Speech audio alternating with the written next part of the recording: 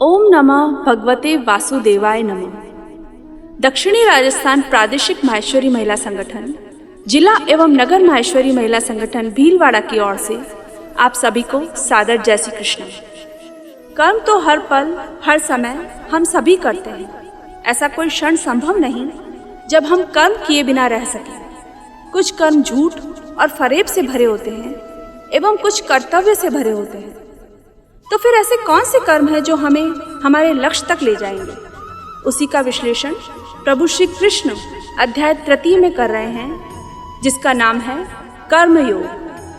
ओम श्री परमात्मने नमः। अर्जुन उवाच जायसी चेत कर्मणस्ते मता बुद्धिर्जनार्दन तत्किं कर्मणि घोरे माम नियोजयसि केशव।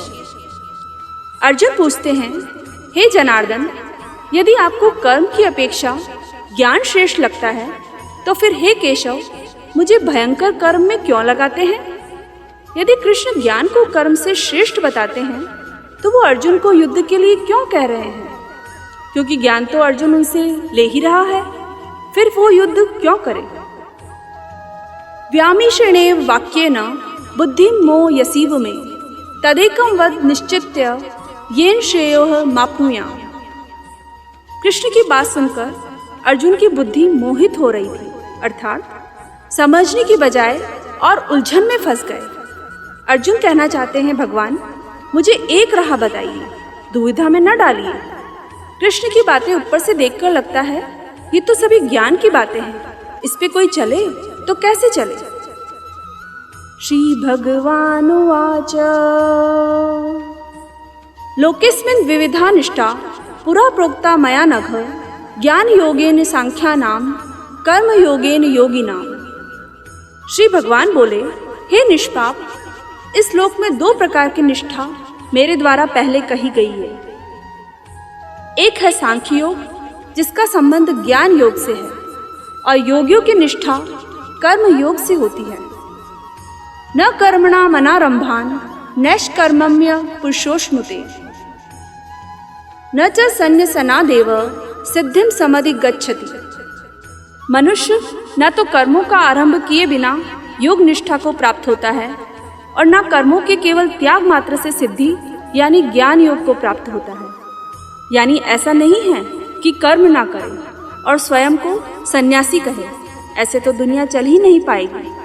अपने कर्तव्य को छोड़कर सन्यासी बन जाएं और समझें कि कर्म न करने से मोक्ष मिल जाएगा, ऐसा तो संभव नहीं। नहीं कश्चित् क्षणमपि जातु तिष्ठत्य कर्म कृत कार्यते यवश कर्म सर्व प्रकृति जेर गुणे।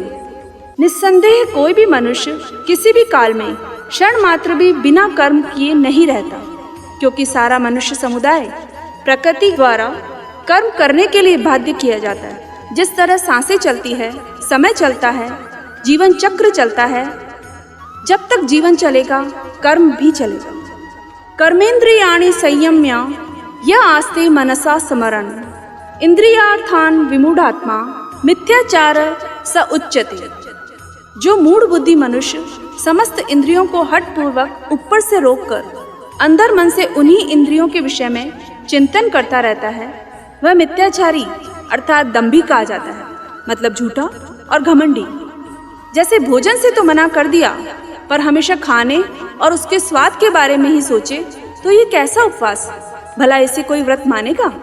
इंद्रियों के वश में है तो चाहे वह स्वादिष्ट खाने की महक हो, आसपास का शोर क्यों न हो, हर छोटी बड़ी बात आपको आपका काम करने से रोकेगी। कृष्ण कहते हैं, अपना ध्यान कर्म में केंद्रित करना है। यस्त्विन्द्रियाणि मनसा नियम्यारभतेर्जुन कर्मेंद्रिये कर्मयोगम असक्त च विशिष्यते। किंतु हे अर्जुन, जो पुरुष सच्चे मन से इंद्रियों को वश में करके उनसे बिना लगाव लगाए अनासक्त हुआ समस्त इंद्रियों द्वारा कर्म योग का आचरण करता है, वही श्रेष्ठ है। मन का किसी भी इंद्रियों से लगाव ना होना, उसे ही कर्म योग माना जाएगा। नियतम कुरु कर्म त्वम कर्म जायो या कर्मणः शरीर यात्रापि चते न प्रसिद्धे द कर्मणः। हे अर्जुन, तू शास्त्र विहित कर्तव्य कर्म कर, क्योंकि कर्म न करने की अपेक्षा कर्म करना श्रेष्ठ है, तथा कर्म न करने से तेरा शरीर निर्वाह भी नहीं सिद्ध होगा।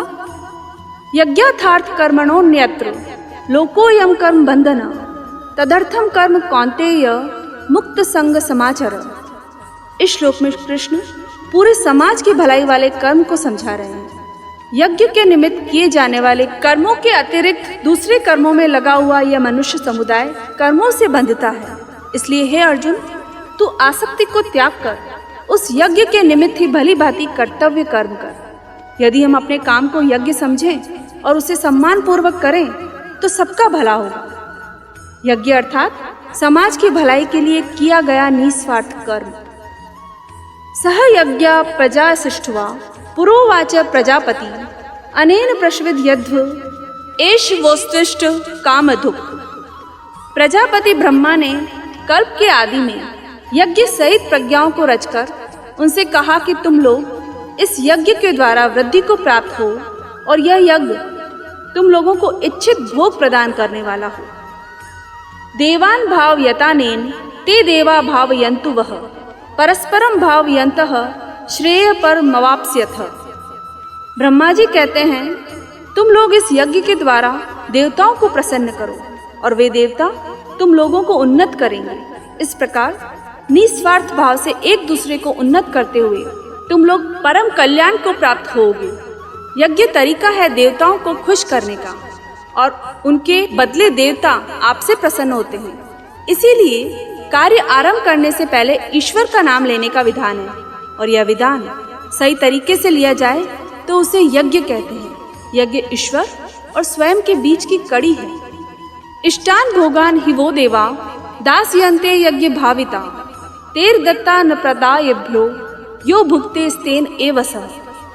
यज्ञ के द्वारा प्रसन्न हुए देवता तुम लोगों को बिना मांगे ही इच्छित भोग निश्चय ही देते रहेंगे। इस प्रकार उन देवताओं के द्वारा दिए हुए भोगों को जो पुरुष उनको बिना दिए स्वयं भोगता है वह चोर है। बिना पूजा किए मनोकामना पूर्ण नहीं होती, बिना कार्य किए कार्य भी सफल नहीं होते।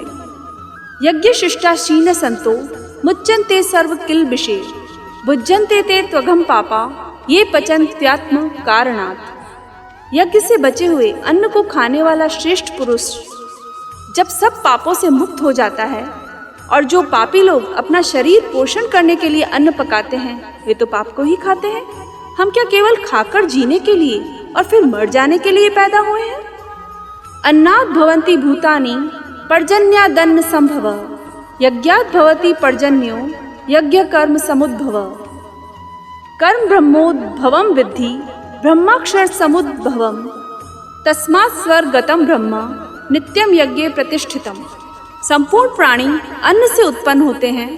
अन्न की उत्पत्ति वृष्टि से होती है यानी बारिश, और बारिश यज्ञ से होती है, और यज्ञ विहित कर्मों से उत्पन्न होने वाला है। कर्म को तू वेद से उत्पन्न और वेद को अविनाशी परमात्मा से उत्पन्न हुआ जान। इससे सिद्ध होता है कि सर्वव्यापी परम अक्षर परमात्मा सदा ही यज्ञ में प्रतिष्ठित है। एवं प्रवर्तितम चक्रम नानुवर्तयतिह यः अघायु इंद्रिया रामो मोघम पार्थ सजीवित। कृष्ण कह रहे हैं, हे पार्थ, जो पुरुष इस लोक में अपने कर्तव्य का पालन नहीं करता वह इंद्रियों के द्वारा भोगों में रमण करने वाला पापायु पुरुष व्यर्थ ही जीता है। ऐसे मनुष्य का जीवन चक्र चलता ही रहता है। ऐसे मनुष्य का जीवन मरण का कोई मतलब नहीं। यस्वात्म रतिरेव स्या आत्मतृप्तश्च मानवः आत्मन्येव च संतुष्टम तस्य कार्यम न विद्यते। परंतु जो मनुष्य आत्मा में ही रमण करने वाला और आत्मा में ही तृप्त तथा आत्मा में ही संतुष्ट हो उसके लिए कोई कर्तव्य नहीं। आत्मा का मतलब यहाँ सबसे बड़ा सत्य है, और जो सत्य को समझता है उसके लिए कोई कर्तव्य नहीं। नैव तस्य कृतेनार्थो न कृतेनेह कश्चन न चास्य सर्वभूतेषु कश्चित अर्थ व्यपाश्रय। संजय श्री कृष्ण के ज्ञान को आगे बता रहे हैं। उस महापुरुष का इस विश्व में न तो कर्म करने से कोई प्रयोजन रहता है, न ही कर्मों के न करने से ही कोई प्रयोजन रहता है, तथा संपूर्ण प्राणियों में भी इसका किंचित मात्र भी स्वार्थ का संबंध नहीं रहता। इसे ऐसे समझना चाहिए, जिसे ईश्वर मिल गया उसे फिर और क्या चाहिए, फिर और वो आसक्ति युक्त कर्म क्यों करे। तस्मादसक्तः सततम कार्यम कर्म समाचर, असक्तो याचरन् कर्म परमाप्नोति पुरुषः। हे अर्जुन, इसलिए तू निरंतर आसक्ति से रहित होकर सदा कर्तव्य कर्म को भली भांति करता रहे, क्योंकि आसक्ति से रहित होकर जो भी अपना कर्म करता है वह मनुष्य परमात्मा को प्राप्त हो जाता है। कर्तव्य की राह आसान नहीं, जो मेहनत से दूर भागते हैं उन्हें कुछ नहीं हासिल होता। कर्मण्येव हि संसिद्धि आस्थिता जनकादयः, लोक संग्रह मेवापि संपश्चन कर्तुमर्हसि। बहुत से ऐसे लोग हैं जो कम करते हुए भी परम सिद्धि को प्राप्त हुए हैं, इसलिए लोक संग्रह को देखते हुए भी तू कर्म करने के लिए ही योग्य है, अर्थात तुझे कर्म करना ही उचित है। यद यदा चरति श्रेष्ठ तत् तदेवेतरो जनः, स यद प्रमाणम कुरुते लोकस्तदनुवर्तते। कृष्ण कहते हैं, श्रेष्ठ पुरुष जो जो आचरण करता है अन्य पुरुष भी वैसा वैसा ही आचरण करते हैं। वह जो कुछ प्रमाण देता है समस्त मनुष्य समुदाय उसी के अनुसार अनुसरण करने लगते हैं। यह आपको तय करना है कि आपको आदर्श बनना है या किसी का अनुसरण करना है। न मे पार्थस्ति कर्तव्यम ऋषु लोकेषु किंचन, नानवाप्तमवाप्त अव्यम वर्त एव च कर्मणि। कृष्ण कहते हैं, हे अर्जुन, मुझे इन 3 लोकों में न तो कुछ कर्तव्य है और न कोई भी प्राप्त करने योग्य वस्तु अप्राप्त है, तो भी मैं कर्म में ही विश्वास रखता हूँ। श्री कृष्ण से बड़ा लीडर कौन है, लेकिन फिर भी वह अपना कर्म करते हैं। जो स्वयं भगवान अपना कर्म कर रहे हैं, सारथी बने हैं वे अर्जुन के, तो फिर हम कौन हैं, हम क्यों न कर्म करें। यदि अयम न वर्तेयम जातु कर्मण्य तंद्रितः मम वर्तमानो वर्तन्ते मनुष्यः पार्थ सर्वशः। क्योंकि हे पार्थ, यदि कदाचित मैं सावधान होकर कर्मों में न बढ़तूं तो बड़ी हानि हो जाए, क्योंकि मनुष्य सब प्रकार से मेरे ही मार्ग का अनुसरण करते हैं। क्योंकि यदि भगवान होते हुए मैं अपना कर्म ना करूं तो मैं किसी को क्या ज्ञान दूंगा। उत्सितेयुरिमे लोका न कुर्याम कर्म चेदहम, शंकरस्य न कर्ता स्याम उपहन्यामिमाः प्रजा। इसलिए यदि मैं कर्म ना करूं तो ये सब मनुष्य नष्ट भ्रष्ट हो जाएं और मैं संकटता का करने वाला हूँ तथा इस समस्त प्रजा को नष्ट करने वाला बनूं। हम हमारे इष्ट का ही अनुसरण करते हैं। यदि कर्म का नियम है तो प्रभु को भी कर्म करना ही पड़ेगा और हमें भी। सक्तः कर्मण्य विद्वांसो यथा कुर्वन्ति भारत, कुर्याद विद्वांस तथा सक्तः चिकित्सुर लोक संग्रहम। कृष्ण कहते हैं, हे भारत, जिनमें समझ नहीं होती और जो कर्म में आसक्त हुए अज्ञानी जन जिस प्रकार कर्म करते हैं, आसक्ति रहित विद्वान भी लोक संग्रह करना चाहते हुए उसी प्रकार कर्म करें। न बुद्धि भेदम जनिये अज्ञानाम कर्म संगिनाम, जोषयेत सर्व कर्माणि विद्वान युक्त समाचरण। जो ज्ञानी है उनका उत्तरदायित्व है कि उनके कार्य करने के तरीकों से अज्ञानियों की बुद्धि में भ्रम अर्थात कर्मों में अश्रद्धा उत्पन्न न हो, तथा स्वयं शास्त्र विहित समस्त कर्म भली भांति करते हुए उनसे भी वैसे ही कर्म करवाए। अर्थात ऐसा उदाहरण सामने रखे जिससे हर कोई अपना कर्म करने के लिए प्रेरित हो। प्रकृति क्रियमाणानि गुणेश कर्माणि सर्वशः, अहंकार विमूढ़ात्मा कर्ताहमिति मन्यते। हर इंसान की अपनी प्रकृति होती है। वास्तव में संपूर्ण कर्म सब प्रकार से उस प्रकृति के अनुसार ही किए जाते हैं। तो भी जिसका अंतःकरण अहंकार से मोहित हो रहा हो, ऐसा अज्ञानी मैं करता हूँ ऐसा मानता है। अहम भाव ही मूर्खता है। तत्ववित्तु महाभावो गुण कर्म विभागयो, गुणा गुणेषु वर्तन्त इति मत्वा न सज्जते। यहाँ कृष्ण ने बहुत ही गहरी बात की है। सात्विक, तामसी, राजसिक गुण वाले व्यक्ति अलग अलग तरीके से सोचते हैं। इन्हीं प्रवृत्ति की वजह से कर्म करते हैं। तामसिक गुण वाला आलस या निद्रासन में रहता है। राजसिक गुण वाला बात बात में शौर्य दिखाता है। ज्ञानी व्यक्ति जानते हैं यही गुण उनसे कर्म करवा रहे हैं, और जो अज्ञानी होते हैं वो समझते हैं सब कुछ वो ही कर रहे हैं।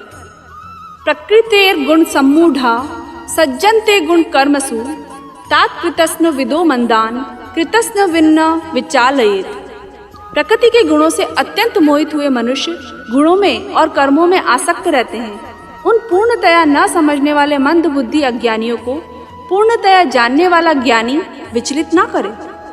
मयि सर्वाणि कर्माणि सन्न्यस्याध्यात्म चेतसा निराशीर निर्ममो भूत्वा युद्ध यस्व विगत ज्वर। कृष्ण अर्जुन से कहते हैं, मुझ अंतर्यामी परमात्मा में लगे हुए चित्त द्वारा संपूर्ण कर्मों को मुझ में अर्पण करके आशा रहित, ममता रहित और संताप रहित होकर युद्ध कर। हमें अपने सारे कर्म भगवान को अर्पण कर देने चाहिए। कोई आशा नहीं, कोई ममता नहीं, कोई दुख नहीं। यदि कोई भाव ही नहीं तो यही सफलता का सूत्र है।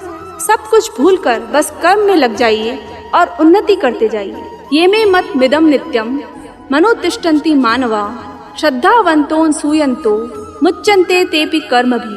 कृष्ण कहते हैं, जो कोई मनुष्य दोष दृष्टि से रहित और श्रद्धा युक्त होकर मेरे इस मत का सदा अनुसरण करते हैं, वे भी संपूर्ण कर्मों से छूट जाते हैं। निष्काम कर्म करने वाले जीवन मरण के चक्र से छूट जाते हैं। ये त्वे तदभ्य सूयंतो नानुतिष्ठन्ति मेत मतम सर्व ज्ञान विमूढ़ांस्तान विद्धि नष्टा नचेतस। कृष्ण कहते हैं, कई लोग अपने झूठे ज्ञान में मदमस्त रहते हैं। उन्हें लगता है वे ही सब कुछ कर रहे हैं, परंतु जो मनुष्य मुझ में दोषारोपण करते हुए मेरे इस मत के अनुसार नहीं चलते हैं, उन मूर्खों को तू संपूर्ण ज्ञानों में मोहित और नष्ट हुआ ही समझ। सदृशम चेष्टते स्वस्या प्रकृतेर ज्ञानवानपि प्रकृतिम यान्ति भूतानि निग्रह किम करिष्यति। सभी प्राणी प्रकृति को प्राप्त होते हैं, अर्थात अपने स्वभाव के वश में होकर काम करते हैं। ज्ञानवान भी अपनी प्रकृति के अनुसार चेष्टा करता है, फिर इसमें किसी का हट क्या करेगा। अगर आप कोशिश भी करें कि किसी से उसकी प्रकृति के विपरीत कार्य करवा लेंगे तो ये समय व्यर्थ करना है। इंद्रियस्य इंद्रियस्यार्थे राग द्वेषो व्यवस्थितो त्योर्नवश मागच्छेत तो यस्य परिपंथिनो। इंद्रिय के अर्थ में अर्थात प्रत्येक इंद्रिय के विषय में राग और द्वेष छिपे हुए स्थित है। मनुष्य को उन दोनों के वश में नहीं होना चाहिए, क्योंकि वे दोनों ही कल्याण मार्ग में विघ्न करने वाले महान शत्रु हैं। यदि हम इंद्रियों में फंसते चले जाएं, तो कभी भी निकल नहीं पाएंगे। श्रेयान् सर्व धर्मो विगुणा पर धर्मात् स्वनुष्ठितात् स्वधर्मे निधनम श्रेय पर धर्मो भयावह। कृष्ण कहते हैं, अच्छे प्रकार आचरण में लाए हुए दूसरे के धर्म से गुण रहित भी अपना धर्म अति उत्तम है। अपने धर्म में तो मरना भी कल्याणकारक है और दूसरे का धर्म भय को देने वाला है। हर किसी को अपना कर्तव्य, अपना धर्म और अपना कर्म ही करना चाहिए। अर्जुन उवाच अथ केन प्रयुक्तोऽयं पापं चरति पुरुषः अनिच्छन् अपि वार्ष्णेय बलादेव नियोजितः। अर्जुन बोले, हे कृष्ण, तो फिर यह मनुष्य स्वयं न चाहता हुआ भी बलपूर्वक किससे प्रेरित होकर पाप का आचरण करता है? अर्जुन का प्रश्न उचित है। क्या है जो मनुष्य को पाप करने के लिए प्रेरित करता है? श्री भगवानुवाच काम एष क्रोध एष रजोगुण समुद्भव महाशनो महापाप्मा विद्येन मिहि वेरिणम। श्री भगवान कहते हैं, रजोगुण से उत्पन्न हुआ यह काम ही क्रोध है। यह बहुत खाने वाला अर्थात भोगों से कभी ना खाने वाला और बड़ा पापी है। इसको ही तू सबसे बड़ा वैरी जान। तुम्हें नाव्रियते वहिनिर यथा दर्शो मलेन च यथोल्बे नाव्रतो गर्भस तथा तेने मावृतम। जिस प्रकार धुएं से अग्नि और धूल से दर्पण ढक जाता है, जिस प्रकार जैर से गर्भ ढका रहता है, वैसे ही उस काम की इंद्रियों द्वारा यह ज्ञान ढका रहता है। जब काम क्रोध जैसे विकार हमारे अंतर के ज्ञान को छुपा देते हैं, तो सब कुछ हमारे अंदर में ही होता है। पर ये तो वो ऐब हैं जो हमारे ज्ञान को ढककर हमसे पाप करवाते हैं। इसलिए श्री कृष्ण इसे शत्रु बताते हैं।